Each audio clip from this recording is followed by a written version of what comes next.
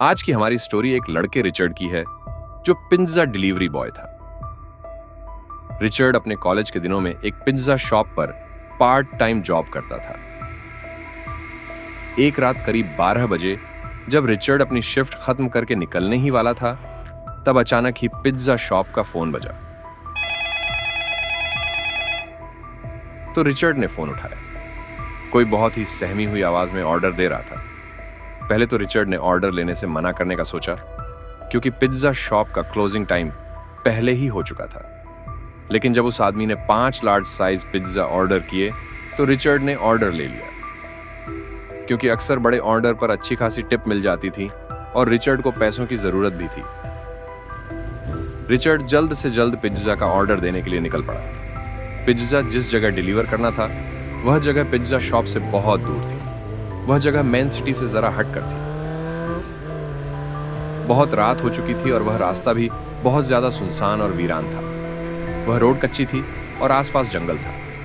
वह जगह काफी खतरनाक लग रही थी। रास्ते में कोई स्ट्रीट लाइट भी नहीं जल रही थी, जिसकी वजह से अंधेरा ही अंधेरा था। कुछ भी नजर नहीं आ रहा था। कुछ देर और सफर करने के बाद रिचर्ड अपनी जगह पर पहुंच गया। वह एक बहुत ही पुराने और अजीब नजर आने वाले घर के सामने रुका। वह घर जंगल के इलाके के अंदर था। उस घर की कोई लाइट नहीं जल रही थी। वह घर बहुत ज्यादा डरावना लग रहा था। आसपास न कोई हलचल थी और न ही कोई आवाज। ऐसा लग रहा था कि वह घर सालों से वीरान पड़ा हो, जैसे उस घर में कोई रहता ही ना हो। रिचर्ड उस घर को देखकर बहुत ज्यादा डर रहा था। वह बेहद सहमा हुआ था। इसलिए उसने अपनी पिज्जा शॉप के ओनर से फोन पर बात की। वह उसे कॉल करके सारी स्थिति बताना चाहता था और वहां से जाना चाहता था, लेकिन उसके ओनर ने फोन ही नहीं उठाया। अगर वह अपने ओनर को बताए बिना वो 5 पिज्जा वापस ले जाता तो उसका ओनर उस पर बहुत ज्यादा गुस्सा होता और उसकी सैलरी भी काट लेता। जब बार बार कॉल करने के बावजूद उसके ओनर ने फोन नहीं उठाया, तो उसने उस घर के अंदर जाकर पिज्जा डिलीवर करने का सोचा। रिचर्ड जैसे ही उस घर के पास गया, उस घर की लाइट ऑन हो गई।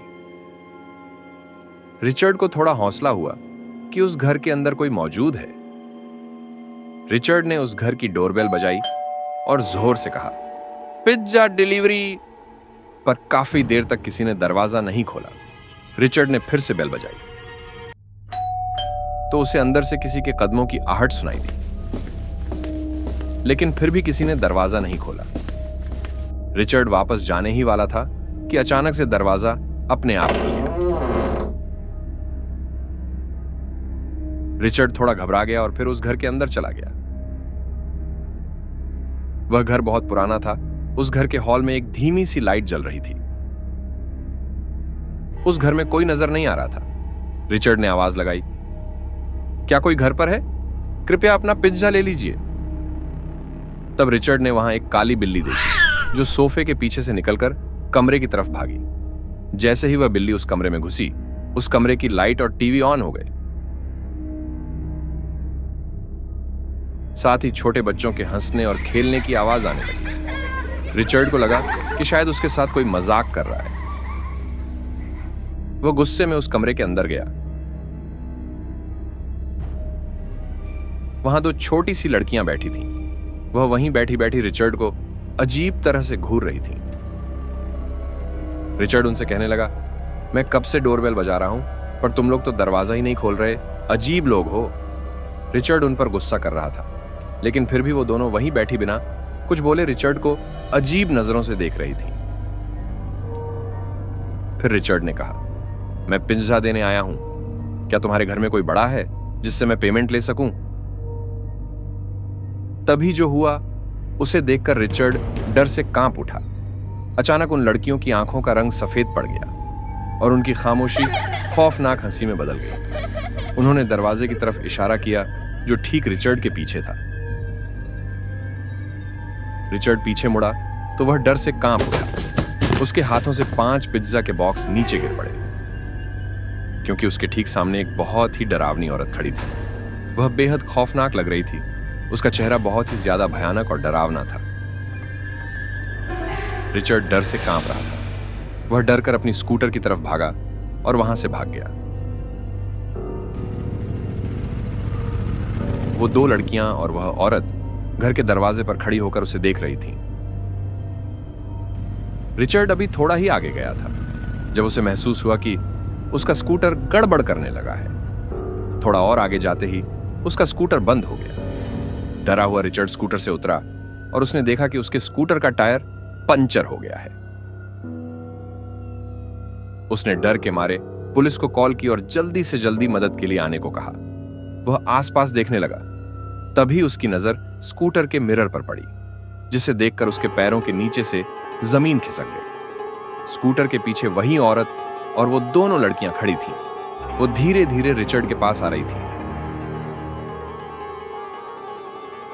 रिचर्ड डर के मारे अपनी बाइक वहीं छोड़कर जंगल की तरफ भागने लगा। वह भागते भागते बहुत थक गया और एक बड़े से पेड़ के पीछे जाकर छुप गया।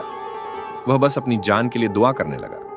तभी उसे दूर से पुलिस सायरन की आवाज सुनाई दी और वह किसी तरह वापस अपनी स्कूटर की तरफ भागने लगा।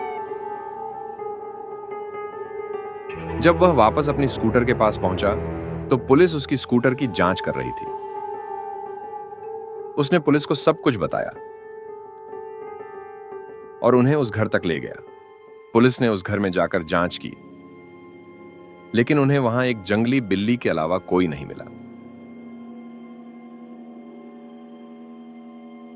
अगले दिन रिचर्ड को पता चला कि वह घर पिछले 3 सालों से बंद पड़ा है और 3 साल पहले उसी घर में एक औरत और उसकी 2 छोटी बेटियां रहती थीं, जिनका एक दिन अचानक कत्ल हो गया था।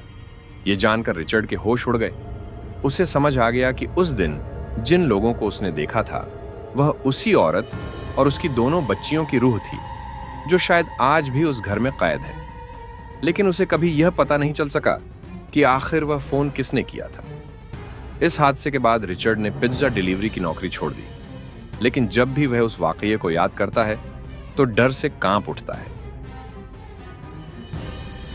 अगर आपको हमारी ये वीडियो पसंद आई हो तो प्लीज हमारे YouTube चैनल को सब्सक्राइब करें और सपोर्ट करें।